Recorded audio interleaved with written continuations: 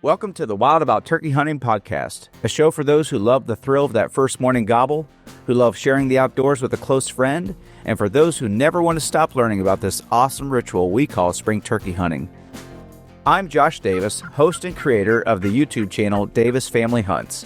I'm wild about turkey hunting, and I bet you are too. Thanks for joining. Let's get started.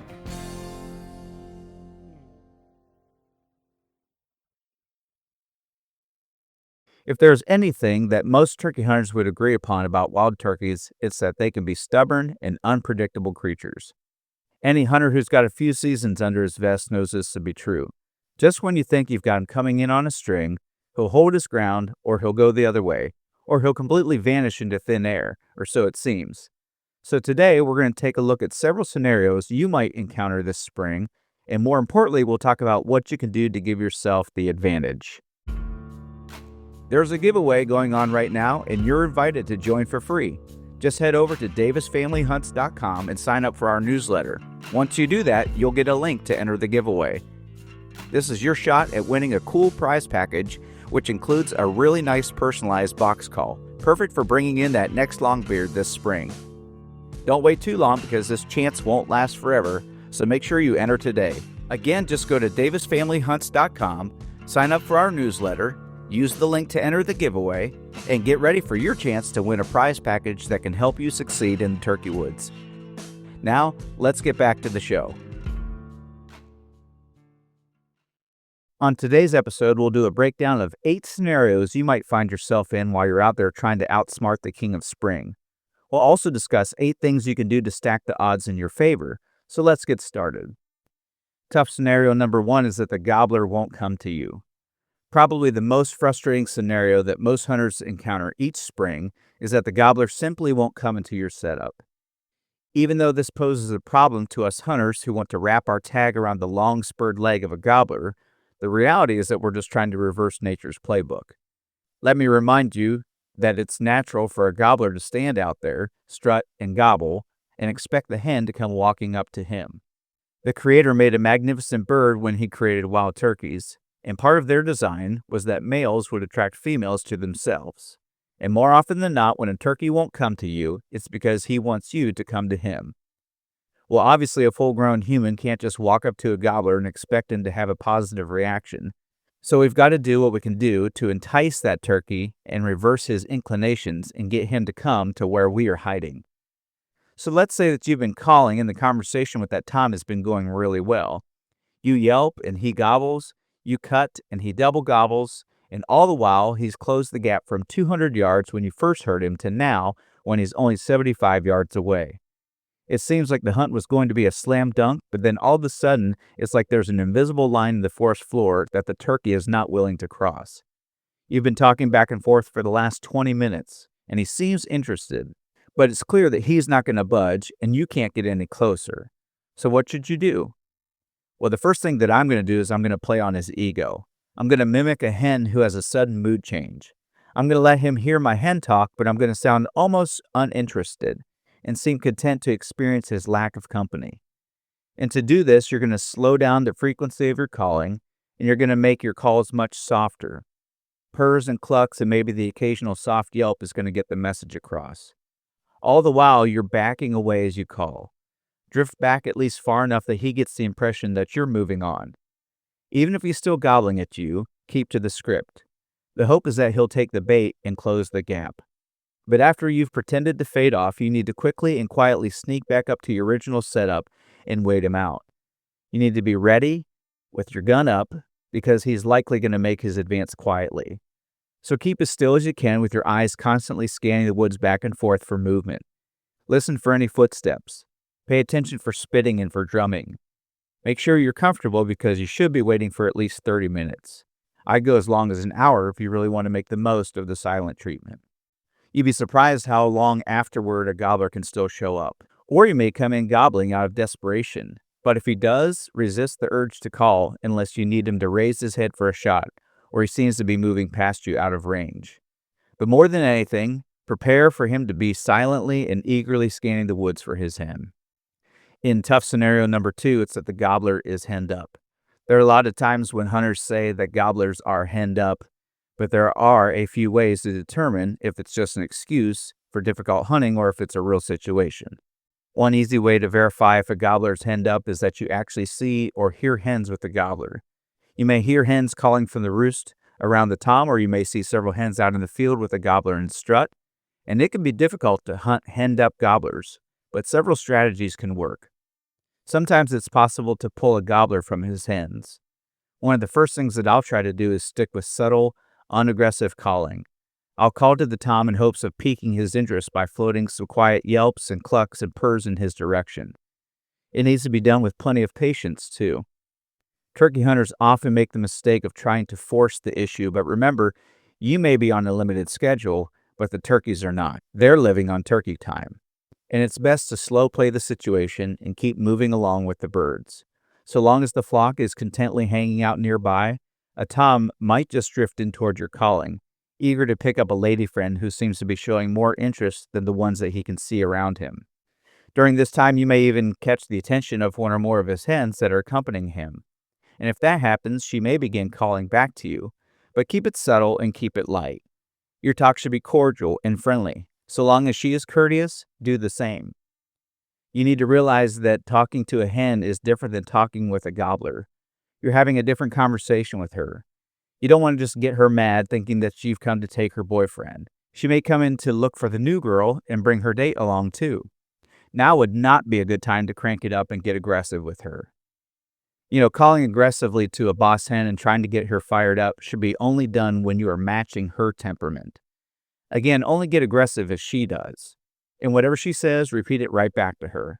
However, too often hunters hear that you should get the old boss hen fired up and she'll come storming in and bring the gobbler in tow. And that does work, but it's probably why so many people have passed along this tactic to others around turkey camp. But more often than not, if you just show up yelling at a hen and trying to pick a fight with her out of nowhere, she's just going to head the opposite direction and do it in a hurry. And guess what? That long beard is going to be following her, and you just lost your chance. It's a low percentage tactic.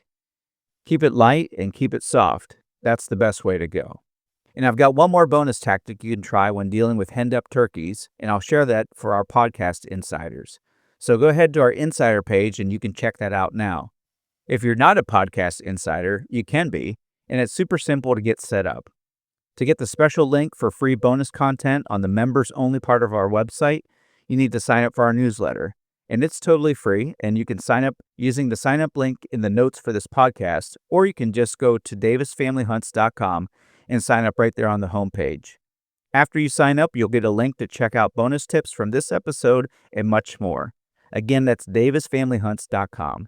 Get signed up for our newsletter, and you can pick up more from our insiders page, which gives you extra content, special discounts on merch, and more.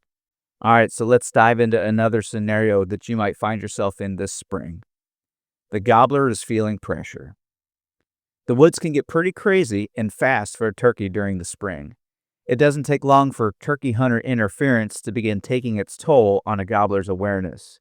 Put yourself in a turkey's position for a moment. You've heard hens, you've come in to take a look, and you see a hen. That's what's happened for weeks now as the breeding season ramps up. Now imagine the day that you hear a hen and you walk in and see a 5-foot 9-inch giant bumbling in the woods. Instantly, that gobbler's radar goes up, knowing everything in his normal world just went south. Now imagine a few days of being called up, spotting a hunter, maybe even being shot at, and trying his best to keep his spurs about him. He's starting to feel the pressure of human presence in his space. Now, I don't want to say that a turkey necessarily gets call shy, but I do think that they get people shy. He may answer your calls because he truly thinks that you're a hen, but he is also aware of the potential hazards that may once again reveal themselves if he decides to close the distance. So he stands out there and he gobbles a lot, but he's not coming in anytime soon. However, there's a chance that things can still come together for you. If you'll remain out there, you know that he is already out there too. Sometimes not calling at all is the best approach. Slow down and live on turkey time. Find a comfortable spot and just take it easy. Set your calls beside you and just blend into the woods around you. Rest your eyes. Take a nap. Let your ears do the watching as you soak up the morning. When you find yourself just blending into the surroundings, you'll be surprised as to how many turkeys you may just see. On a recent out-of-state hunt, my dad and I slowed down and just took it easy after trying to work a few birds that just wouldn't play the game. So we made a small makeshift blind and brushed ourselves in while overlooking a pinch point between two adjoining fields. And within minutes, we had a hen pass through. 30 minutes later, two jakes walked by. And none of those birds made a sound on that piece of public land, but they were there, doing their normal turkey behavior. Later on that afternoon, we called in two toms from that same spot after they started gobbling on their own. And Dad killed the lead bird as they closed the gap. And it was almost 6 hours since we had last talked with those toms.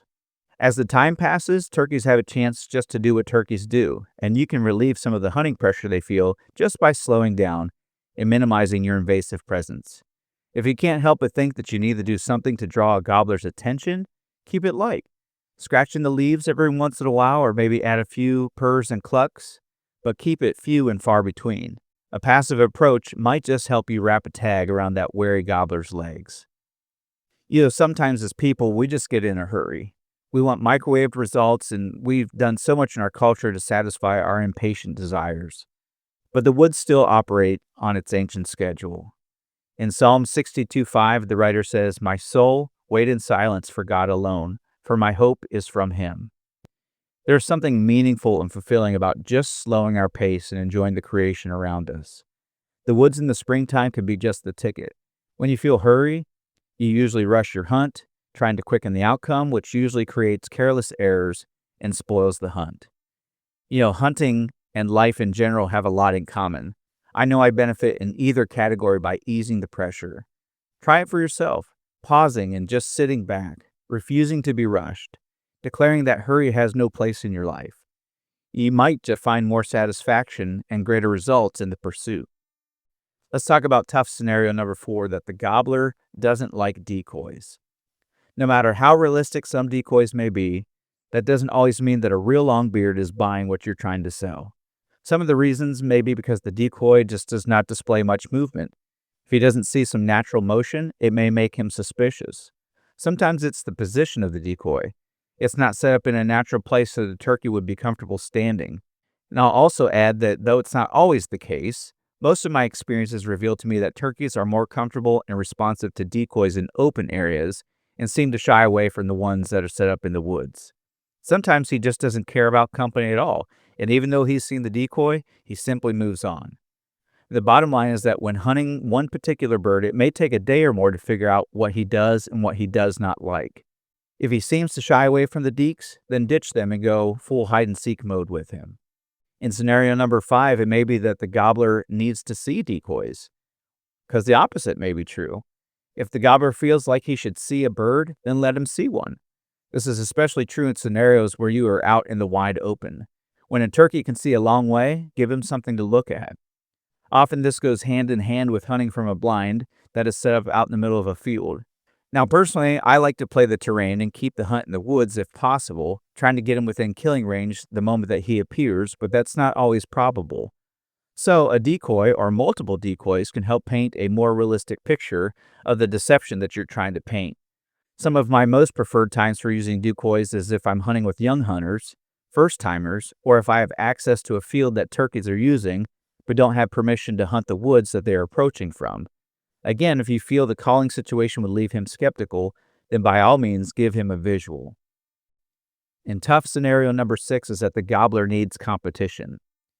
Sometimes the boss of the woods is content with leaving a blind date off in the bush. And his confidence assures him that if she's desperate enough, she'll come to him. And while that may be true in the sense of real hens, you as the hunter cannot just walk up to him and join his company. So if the tom seems uninterested in your hen calls, then why not challenge his dominance instead? Make him think that another gobbler has moved in on his ladies. There are several ways that you could introduce a masculine presence into the mix. Plant a jake or a tom decoy in your setup. Mimic some male turkey vocalizations. Can you throw out a gobble? Add in some jake yelps or make some gobbler yelps? Ray I is a world-renowned turkey hunter, teacher, and author who has spent over 45 years hunting turkeys and is probably one of the best in his class at gobbler yelping. He relies heavily on gobbler yelping through the spring, and it would be worth your while to take a deeper look into what he has to say on the subject. The reality is that there are male birds that go through the season seemingly very uninterested in looking for love as well. They may gobble a few times at your hen calls, but they really don't have much interest. It also seems that some turkeys are fighters instead of lovers. If he thinks he's the baddest boy in the block, then challenge his ego. Dupe him into thinking he's got a competitor in his territory. You can work up the scene by creating a gobbler fight and make him feel like he's missing out on a real brawl. Of course, always a word of caution here. Make sure that you are well aware of your surroundings and keep an eye out for other hunters. Even if you're on private land, every spring there are hunters who accidentally or intentionally end up in places where they shouldn't be. Using male decoys and male vocalizations should be used wisely and carefully, but they can be just the ticket when a gobbler has a personality of a real aggressor. So let's look at tough scenario number 7. The gobbler has patterned you. Are you guilty of hunting the same way every time you hit the woods? Is it possible that the turkey has patterned you? If you hunt the same trails at the same time of day and use the same trusty box call that you did the last 3 days in a row, you may be in a rut. And it's easy to do when certain tactics or approaches have worked for you in the past. But admit it when those old bag of tricks just aren't cutting it. Think about your past few encounters with a particularly difficult bird. What could you have done differently?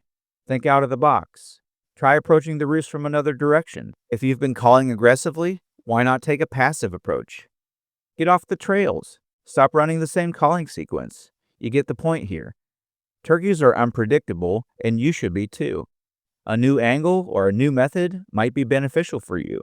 Don't let your calling game get stale. Mix it up and see if it gets you some new results. All right, and our final tough scenario to cover today is that the gobbler needs double trouble. Sometimes the only way to defeat a turkey is to double team him. In Season 1, Episode 4, all of the content is dedicated to the teamwork approach for killing a longbeard, but I'll give you a brief breakdown of one of my favorite ways to double team a bird. If there's a curve in the land, like a bend in a logging road or a power line or a gas line, if you can find a spot where the tom has to turn the corner in order to see the hen that he thinks he's chasing, that's a killer move. The shooter should be about 30 yards away from the tom's view that is blocked. I like to usually get in on that inside corner, and he should be ready with the gun aimed and waiting to identify the target. And the second hunter, who is the one calling, hangs back another 40 yards or more behind the shooter. So as the turkey gets closer, he believes that the hen is still further down the path. Because of that, he can confidently move forward until he thinks that he should see her. So he might come around the bend less carefully because he thinks that he still has some distance to go before he needs to slow down and entice the hen, making sounds like spitting and drumming from a distance. He's focused on a scenario that's much further away from where the first hunter is hiding. And if you didn't catch that episode, I highly recommend that you give it a listen. I'll leave a link in the show details for you so that you can make the most of getting after a stubborn gobbler with the help of a buddy. There are several ways you can hatch a plan together for giving that tom a ride home in the back of your truck. So there you have it, 8 ways that you can try to tip the odds in your favor. And if none of those tactics work for you, remember that the bird has the name wild in front of the word turkey. The greatest awareness that you can give to any particular hunt is to read the bird's mood and preferences and try to match the situation accordingly. If that bird is being stubborn, make a new move. The cat and mouse game of turkey hunting is one of the things that makes it so fun, and you never really go on the same turkey hunt twice. I hope that this spring you will make the right move. And before we wrap up, I want to remind you that if you want to submit a question to be answered on my podcast, I encourage you to use the podcast tab on our website. We'll select a question to cover during a future show, and if we use your question in the show, we'll send you a small gift pack which will include some stickers and some other special items for your next hunt. I hope to reconnect with you in another 2 weeks for the next Turkey Tuesday for another episode. But in the meantime, I encourage you to visit our YouTube channel, Davis Family Hunts. We've got everything from the sounds that turkeys make to our fun turkey hunting trips with the kids. And we'd really love it if you would subscribe so you don't miss any of our turkey hunting content. We'd also appreciate if you followed us on Facebook and Instagram. Just search for Davis Family Hunts on either app, and you can keep up with what we're doing there and chat with us. And don't forget, you can also visit our website, davisfamilyhunts.com. In both turkey hunting and faith, the more you know and apply, the better you'll get. The more of an adventure it becomes. I hope you have a blast enjoying your time outdoors, whether you're hunting turkeys or just spending time with God. The pursuit is wild. Never stop learning.